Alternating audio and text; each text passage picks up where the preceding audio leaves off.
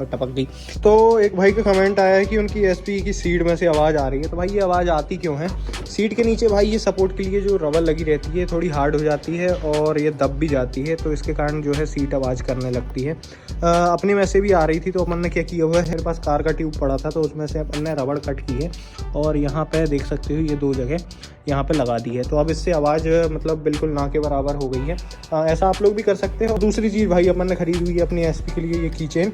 अगर किसी को चाहिए तो लिंक कमेंट कर देना और डीएम भी कर देना, ठीक है? तो मैं इसकी लिंक दे दूँगा।